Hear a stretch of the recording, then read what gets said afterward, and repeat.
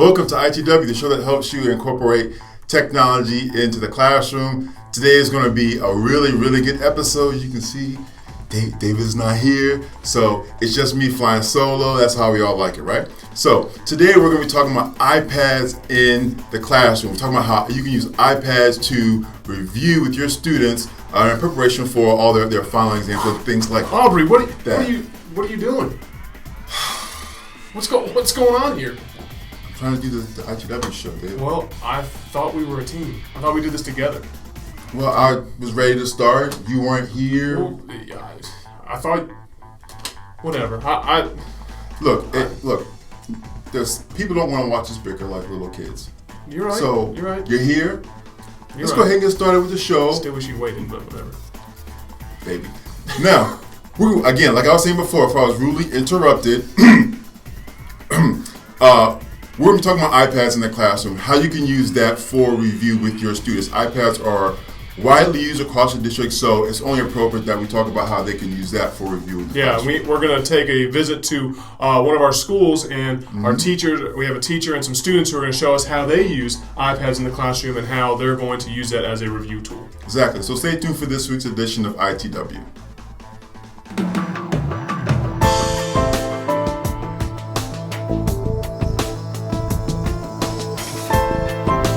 One of the best ways we can show you how to use iPads or mobile devices in the classroom is to let another teacher share what they do. So we went to Carmel Middle School, met with one of their science teachers, and we're going to let them show you how they use iPads and other mobile devices in their lessons. As far as teaching, for me, you either are or you aren't. I think it's who you are. I don't think it's what I do. I don't think it's my job.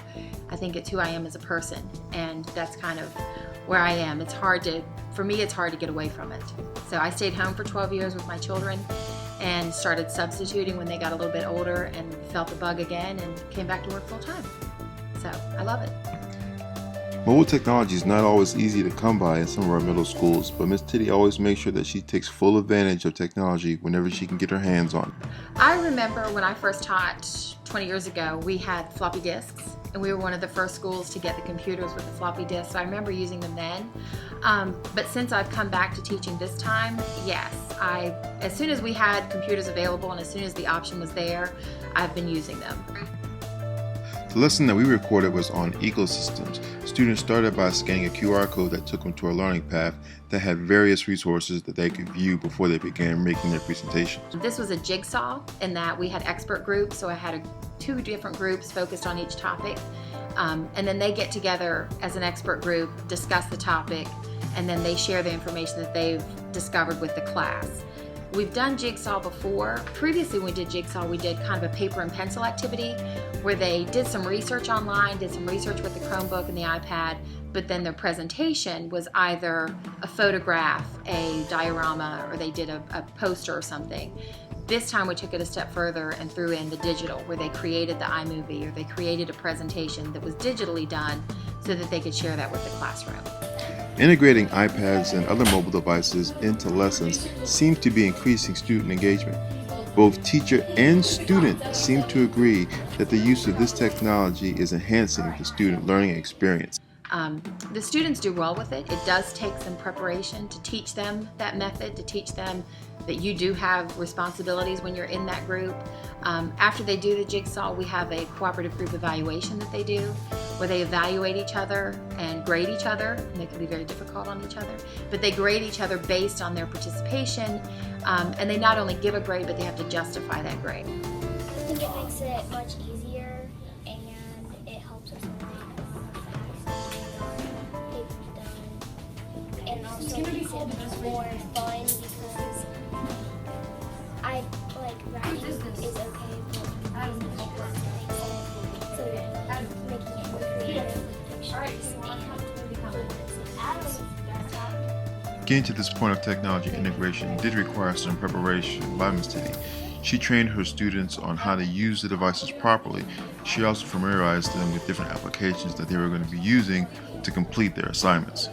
And I taught them the technology applications. So I taught them how to log onto the Chromebooks, taught them how to access their Google account, taught them how to use Google Docs, and then also introduced them to some iPad apps and then introduce them to some web-based applications that they could use. So I had laid that foundation before we started using it with the content. I think you have to kind of layer it a little bit, because if you just hand them an iPad and say, here you go, they're tech savvy, but there's a learning curve for them to learn how to use those applications and for them to learn how to use the different devices. So we started small and then just gradually have gotten bigger. And I've introduced them. The first time we did it, we used iMovie and Deseri. The second time we did the application, when we did the jigsaw, I threw in a couple other applications. They used Haiku Deck and Flowboard, the Prezi, Google Docs. They were used to Google Docs, but we added some more possibilities for them to choose from, just kind of making it a bit more complex each time they do it, so they don't get bored, or they can experience those different applications in different settings. Not only do students love using mobile devices in the classroom, but other members of the school community seem to support and appreciate its use as well. She lets us use the technology, and she gives us fun assignments like creating presentations on the Chromebooks or giving us really cool projects. My principal here at Carmel is very helpful. He gave me my first iPad, helped me download several apps, and kind of gave me some time to get used to using it before I exposed the children to it. We have Chromebooks, which is great. We have access to those. I use Remind 101 on my iPad, and parents really like that communication, that instant communication where they get that text of upcoming dates or the important things that are going on in the classroom. Finally, Ms. Titty leaves us with some words of wisdom for all those teachers looking to integrate iPads, Chromebooks, or any other mobile device into their classroom. I think you have to be, with anything with teaching, is be flexible. There's going to be days where they won't log on, where the Wi-Fi isn't working or whatever, your lesson that you've had planned is completely digital, things aren't working and it doesn't go well. But I also think you have to take a chance. And I think that for me, it's been a great way for me to be more creative, for my children to be more creative, for me to expose them to things that they may not see at home or get to experience at home if they don't have access to the same technology at home. I think you have to just kind of take it step by step and be willing to teach them what they need to know in order to be successful. We expect our children to be tech savvy, and they are, but often they're tech savvy with their device and not necessarily with all devices. So by teaching them what they need to know, teaching them to be good digital citizens, you can have success with it in the classroom. It takes some time, but it's definitely worth it in the end. Aubrey, that was some great information that the group at Carmel, Yes, it was. Miss Titty, Miss Kathy, all the students there, you guys did a phenomenal job. You're doing great things over there, and we just wanted to send a big thank you for sharing with us as well as everyone across CMS. We also had a couple emails, some great information that we wanted to share with you guys, so check this out real quick. Jessica Savage, the Title I Secondary Math Specialist, wrote and said, "I'm writing to let you know about Miss Tally at Garinger High School.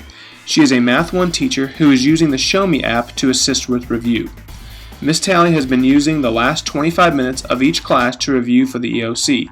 She creates 8 Show Me videos and aligns questions to each one of them. Students work through stations at their own pace. Students watch the Show Me on whatever topics they are struggling with, and then answer the questions. Miss Tally is able to give immediate feedback to students on their progress because the Show Me's are taking care of the instruction for her. Students love to watch the videos because it is their teacher and is done in the style that Miss Tally has taught all year. You should definitely check Miss Tally's class out." Catherine Springer, a math facilitator at Sterling Elementary, wrote us and said, "At Sterling, we have been using the iPads to scan QR codes that take the students to EOG review question sites. Then on the iPads, they would complete the test, which will give immediate feedback on if they got the question correct or not. They can scan to go to EOG Jeopardy sites as well." Ms. Springer also gave us 2 very good links to a site that has each skill listed, as well as an example of where they could go to scan the code. So thank you, Ms. Springer. So I want to thank for those of you who sent that email with the sharing how you guys are using iPads in the classroom. We really appreciate that stuff. We ask you guys to send us stuff. You do. You give us some good information that we can share out with others, so we appreciate that. We also want to wish all the mothers out there a happy Mother's Day. We know Mother's Day is this weekend, so we wanted to make sure that from ITW and DNA that we wish everybody in CMS, all the mothers, a very special and happy Mother's Day. Happy Mother's Day. Guys, that's going to do it for this week's episode of ITW. Thanks again for tuning in. Make sure you send us feedback, comments, concerns, what do you want to see on upcoming episodes, you can send that to our email address at itw.cms.k12.nc.us, or you can tweet us at CMS of the Core. So make sure you guys do one of those two things. Let us know how we can assist you, what can we do to make the show better. So thanks again for tuning in to this week's edition of ITW.